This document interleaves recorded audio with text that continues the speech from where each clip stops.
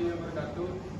Saya di sini akan menjelaskan tentang fungsi kutipan. Sebelum kita memasuki ke fungsi kutipan, saya akan memberitahu teman-teman apa itu pengertian kutipan.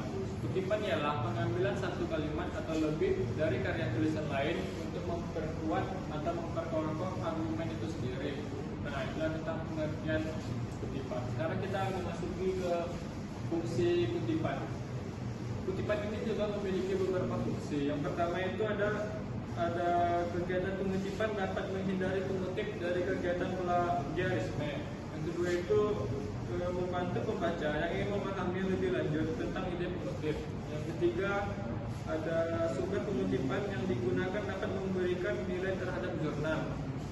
Yang keempat itu pengutipan yang tepat akan mengamankan penulis pada ide orang lain yang salah.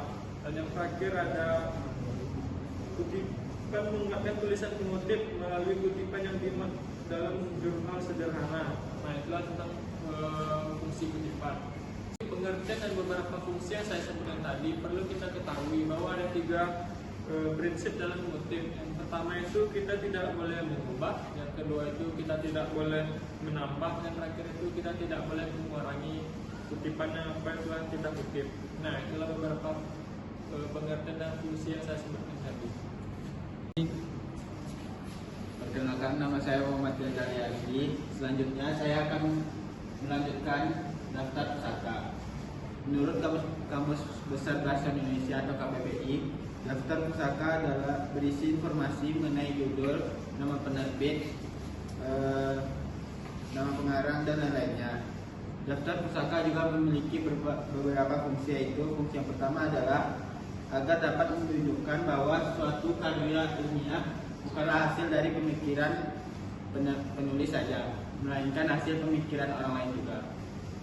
Fungsi daftar pusaka yang kedua adalah agar bisa memberikan sumber informasi yang ditulis oleh si penulis kepada si pembaca, agar si pembaca dapat mengetahui isi informasi atau teori yang lebih lengkap.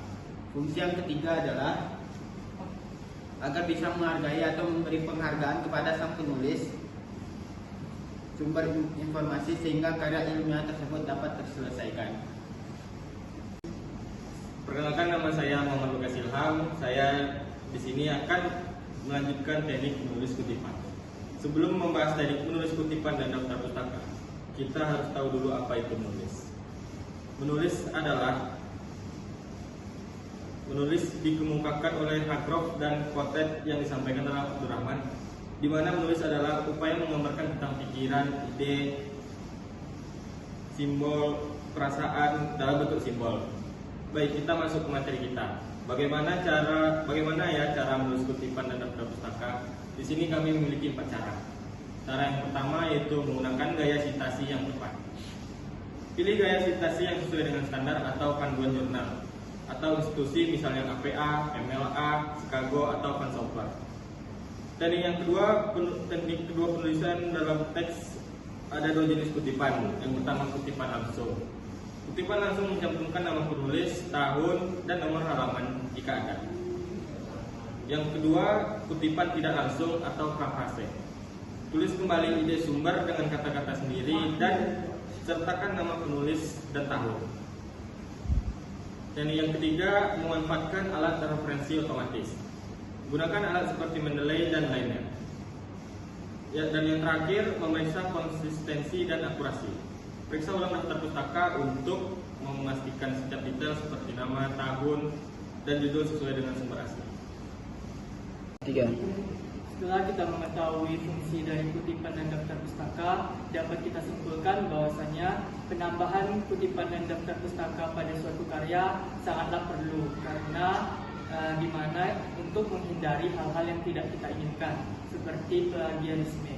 Ketahuilah semua bahwasanya terdapat analisis yang dilakukan oleh mahasiswa S1 Ilmu Perpustakaan di Universitas Diponegoro pada angkatan 2012-2013 mengenai kesalahan-kesalahan dalam penulisan kutipan dan daftar pustaka pada tugas skripsi mereka. Nah, data menunjukkan bahwasannya angkatan 2012 mahasiswanya melakukan kesalahan sebanyak 49%. Pada angkatan 2013 ternyata mahasiswanya melakukan kesalahan meningkat menjadi 50%. Artinya apa teman-teman sekalian? Bahwasanya mahasiswa sekelas Universitas Diponegoro saja mahasiswanya masih melakukan kesalahan dalam penulisan kutipan dan daftar pustaka. Nah, hal ini menjadi pusat perhatian terutama bagi perusahaan asal Inggris yaitu Elsevier. Mereka menghadirkan sebuah aplikasi yang bernama Mendeley yang dihadirkan pada tahun 2008. Nah, aplikasi Mendeley ini diharapkan kita sebagai mahasiswa dapat meningkatkan kualitas penelitian, efisiensi, lisensi digital, kolaborasi, dan kepercayaan diri. Nah, mungkin sekian yang dapat saya sampaikan. Mohon maaf atas kekurangan.